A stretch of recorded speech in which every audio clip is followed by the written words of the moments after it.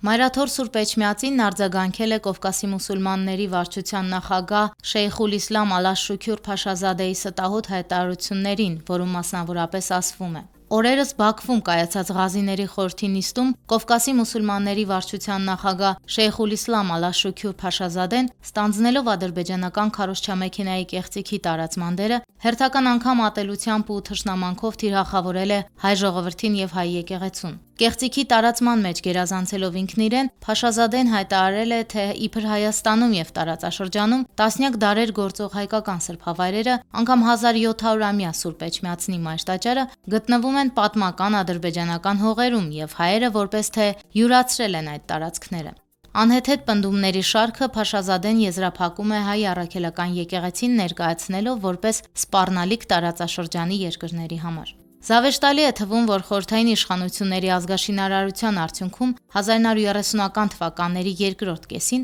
ադրբեջանցի էթնոնիմ ստացած ժողովրդի հոգևոր առաջնորդը փորձում է վիճարկել պատմականությունը հայ ժողովրդի, որի հազարամյակների ստեղծագործ կյանքի ու հոգևոր մշակութային ժառանգության արժեքն ու պատկանելությունը համընդհանուր ճանաչում ստացած իրողություններ են։ Առավել քան զարմանալի է, որ այլոց արժեքների յուրացման մեջ հայ ազգին ուղղված մեղադրանքները ներկայացնում է մի երկրի ներկայացուցիչ, որի պետության անվանումն իսկ յուրացված է այլ երկրից ու ժողովրդից։ Նույն էժանագին գործելավոճն է ընկած նաև Ռուսաստանի ու Նոր Նախիջևանի թեմի անվան շուրջ Փաշազադեի կատարած շահարկման հիմքում։ Իգիտություն պետք է ընդունել, որ Դոնի Ռոստովի մերձակա բնակավայրերն անվանվել են Նոր Նախիջևան հենց ցարական Ռուսաստանի իշխանությունների որոշմամբ, որպես հարգանքի արտահայտություն պատմականորեն հայկական Նախիջևանից այդ տարածք տեղափոխված հայերի։ Ադրբեջանի հոգևոր առաջնորդի հրապարակային խոսքերում շարունակաբար տեղ գտնող թշնամանքի ու կեղծարարության նման դատապարտելի դրսևորումներն ինքնին վկայությունն են այն իրողության,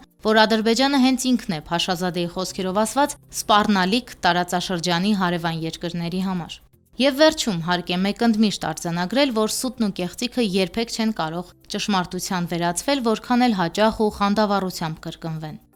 Հատկանշական է, որ այսօր մայիսի 26-ին Գարեգին II ամենայն հայոց կաթողիկոսը մեկնել է Շվեյցարիայի Բեռն քաղաք մասնակցելու եկեղեցիների համաշխարհային խորհրդի եւ Շվեյցարիայի բողոքական եկեղեցու կողմից կազմակերպված կրոնական ազատություն, հայկական հոգևոր, մշակութային եւ պատմական ժառանգության պահպանումը Արցախում, Լեռնային Ղարաբաղում խորագրով միջազգային համաժողովին։ Նորին սրբության պատվիրակության կազմում են Մեծ Բրիտանիայի եւ Իռլանդիայի հայոց թեմի առաջնորդ Տեր Հովակիմ եպիսկոպոս Մանուկյանը, Գեղարքունիքի թեմի առաջնորդ Տեր Պարթև եպիսկոպոս Բարսեղյանը եւ Մայրաթորի միջեկեղեցական հարաբերությունների բաժնի տնօրեն Տեր Գարեգին Վարդապետ Համբարձումյանը։ Հայոց հայրապետը ժողովականներին հղելու է իր ուղերձը, որում փաստարկված ներկայացնելու է նաեւ ադրբեջանական կեղծարարության հեռահար նկրտումները։